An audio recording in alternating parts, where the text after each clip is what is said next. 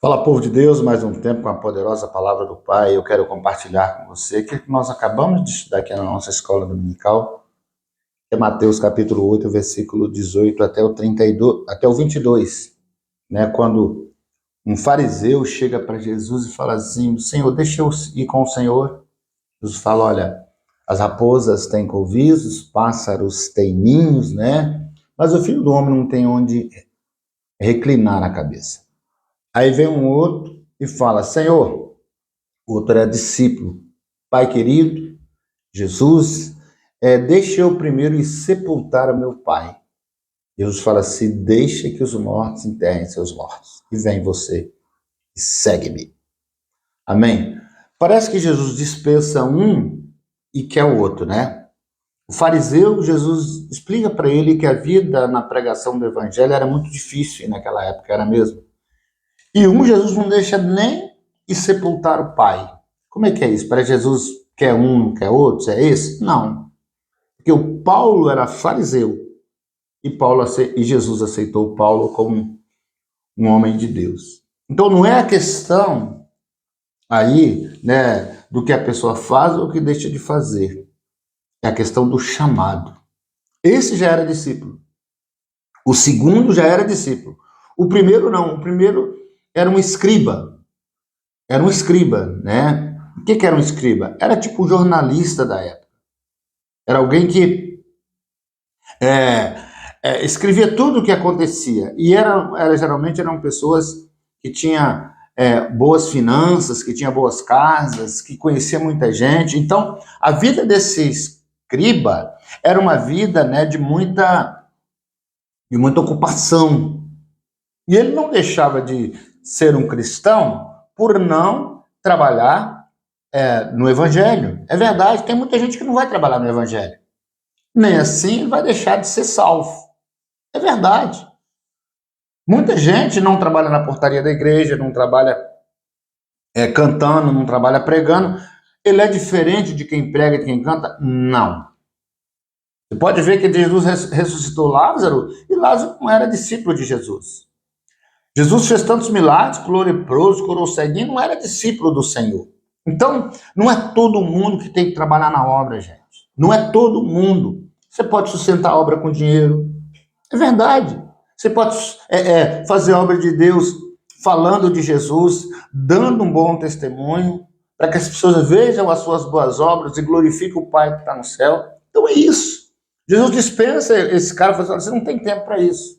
Você não tem jeito para isso. É muita coisa. A obra de Deus, ela exige muito da gente, fisicamente.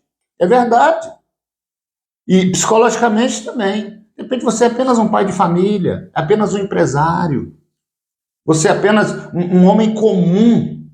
Você é de Deus do mesmo jeito, porque você trabalhando, você glorifica o Pai. Você não tem nenhuma, se você não tiver um chamado, nenhuma obrigação de fazer a obra de Deus na igreja, de ser porteiro, de trazer oferta, não. É verdade. Jesus dispensa esse moço aqui, esse escriba. Fala assim: olha, é pesado para você. Como diz assim, ó, lá onde é que você está, você pode mudar a sua vida.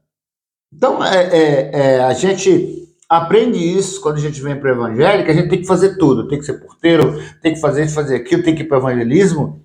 Nem sempre.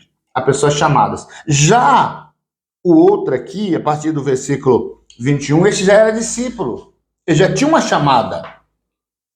E aí, ele fala assim: deixa eu sepultar meu pai. Deus fala: não, deixa eu morto, enterrar morto. Dá a impressão que Jesus ele é muito duro aqui. O cara não vai poder sepultar o pai se o sepultamento de um familiar é o último momento com a família ali, com o corpo, né, a despedida. Que Jesus ruim é esse? Não. Aqui não diz que o pai dele estava morto. Não. O pai dele não estava morto. Sepultar o pai aqui, ou enterrar o pai, era esperar o pai morrer. Que tinha um costume na época que quando uma pessoa já estava idosa, doente, para falecer, o filho mais velho, né, ficava ali, não saía, porque depois tinha que resolver questões de terra, tinha que ajudar a cuidar de tudo, né, tinha herança para ser resolvida. Então, o filho mais velho, ele não saía, ele ficava ali perto. Quer dizer, era uma tradição. Era um costume. Jesus quebra costume e tradição. Então, essa é a questão. Não é que Jesus ama um mais do que o outro. Não é que Jesus é mau, que não deixa a pessoa nem sepultar os seus parentes. Não é isso. É questão de chamada. É verdade. Então, Jesus fala, não, deixa lá, deixa as pessoas lá. Quando ele morrer, alguém enterra. Ou você vai lá uma horinha, mas não precisa ir fazer, esperar acontecer. Né? Vamos supor que o pai dele demorasse 6 meses para morrer. Vamos dizer que o pai demorasse 2 anos, só porque o pai ele ia a obra, ia perder, se Jesus ia ministrar 3 anos só aqui na terra. Vamos supor que ele demorasse 3 anos para morrer. O moço não fazia obra com chamada. Ele tinha chamada. Amém? Então deu para entender? Não é que Jesus é ruim, é porque o pai dele não tinha morrido ainda. Era questão lá que tinha que esperar ainda. E a obra era imediata, porque ele era um chamado. Para quem é chamado, a obra é imediata. O escriba Jesus dispensou. Por quê? Porque não era o chamado dele. Então, a gente precisa entender isso. Amém? Receba essa palavra. Se você não foi chamado para fazer a obra de Deus, você serve a Deus do mesmo jeito, adorando, dando testemunho. Se você é chamado para fazer a obra de Deus, ela tem que estar em primeiro lugar na sua vida. Amém? Deus abençoe você. Sou o pastor Vitor e sempre com uma palavra para você. Agora, uma coisa, eu te digo sem medo de errar. Jesus é para todos. Então, receba Jesus como seu Senhor, como seu único suficiente Salvador. E aí, se você trabalha na igreja ou não trabalha, não é problema. O problema é você se manter reto, com caráter, com vida com Deus. Amém? Deus te abençoe. Eu sou o pastor Vitor. Tempo de bênção para você.